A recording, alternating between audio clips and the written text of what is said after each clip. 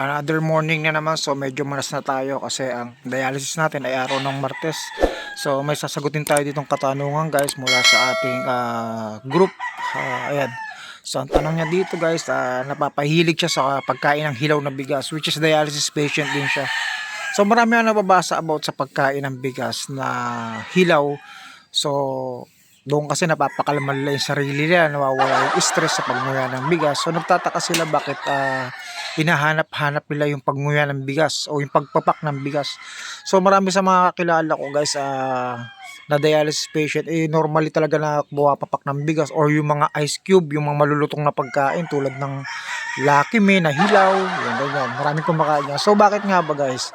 So dahil na rin guys sa alamang ko, so sa napagtanungan ko, ayon sa ating mga kilalang nurse, ang pagpapak kasi ng bigas guys ay talagang hinahanap ng mga dialysis dahil unang-una sa pagrupok ng ating calcium. So habang rumurupok po yung calcium natin, apektado yung ngipin natin. So nagkakaroon po talaga tayo ng, alam nyo yun, addicted sa pagnguya ng mga malulutong. So ang problema lang guys, idol, dati kasi talaga nahilig ko rin yan talaga yung pagnguya ng bigas. Minsan napapagalitan pa nga ako ng kapatid ko, maling-mali kasi bumabaksak kasi pwedeng bumaksak kasi yung hemoglobin mo dun guys.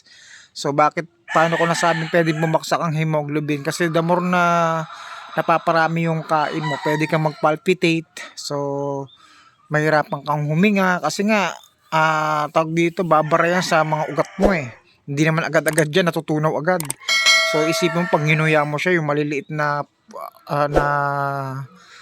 bigas na hindi mo nanguya, sisiksik sa ugat mo. So yung that time kasi na pumapapak talaga ako niyan guys, parang ang hirap huminga.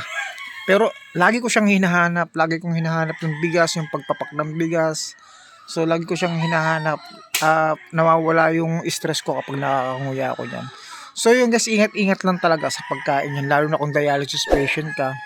Siguro papak lang konti, pero yung kinukutsara mo na, so masama yun kasi babaksak yung hemoglobin mo dyan, mas malaking problema. So yung reason talaga dyan is yung hemoglobin mo.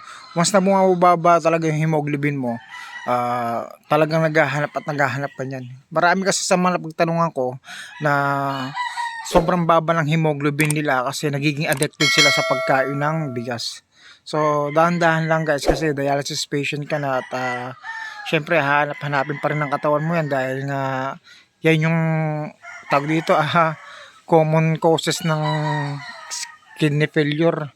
Yung pagrupok po kasi talaga ng ngipin, yung pagrupok ng buto, yung pagbaksak ng hemoglobin namin, yung pagbaksak ng calcium, mas satisfying kasi na nakakaramdam tayo ng malulutong na parang napapractice yung ngipin natin. Yun nga lang kasi maling-mali talaga na yung bigas talaga papakin.